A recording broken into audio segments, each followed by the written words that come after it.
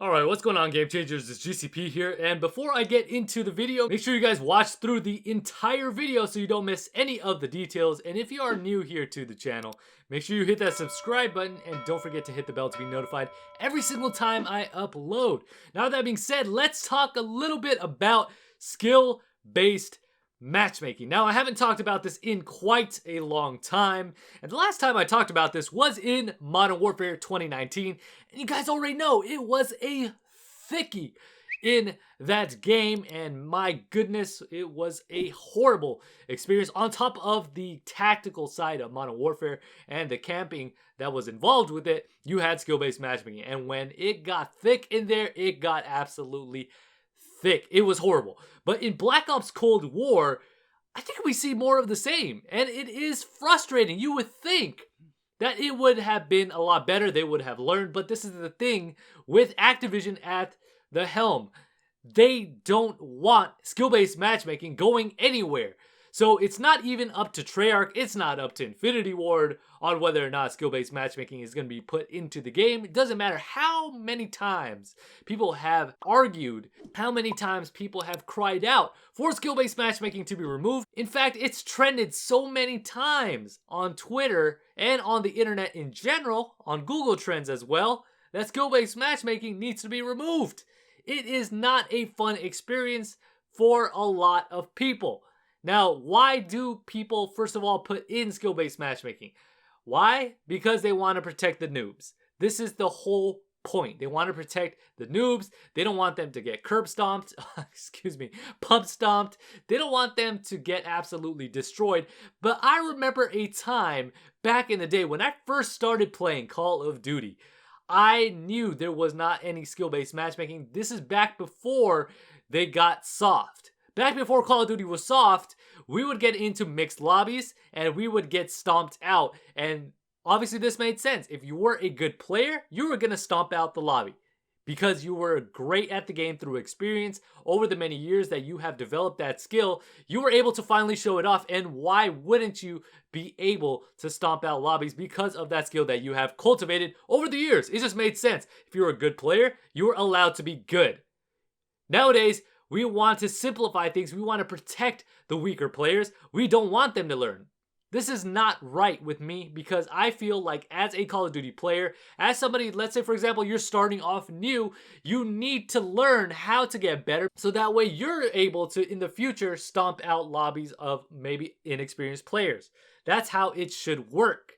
But it doesn't seem like this is the way that Activision wants it to be.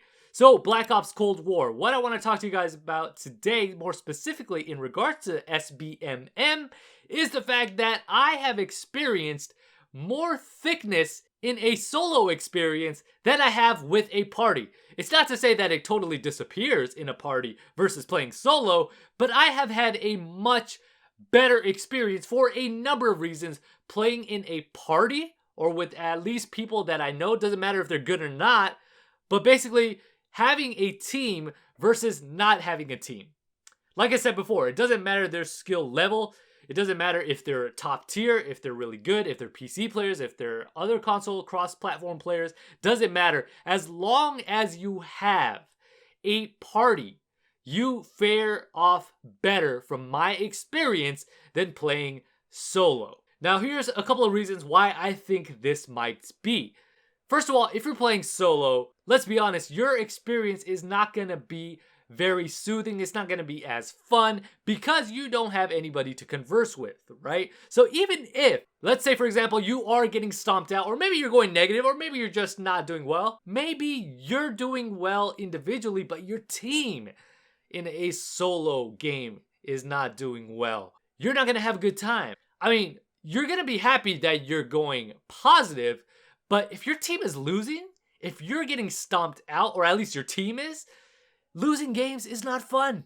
I mean, yeah, getting a high KD is always fun, don't get me wrong. Anyone who says otherwise is not telling you guys the truth. But if your team is losing, that part is always going to suck. But let's say, for example, you get into a party. Let's say those teammates are better than you. Regardless of whether you're doing negative or not, if that team is doing well collectively, you guys are winning, even if you're doing bad, like I said before, You're going to stay in that game because you guys are having fun. At least you guys are conversing with each other. You guys are having a conversation. You're just being a little more casual in that aspect. And you're also getting carried at the same time.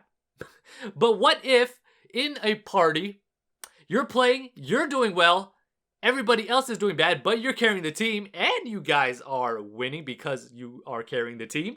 That is a great experience. What if everybody is doing well collectively as a team? That is the best possible experience that you can have in a Call of Duty game, skill-based matchmaking involved or not.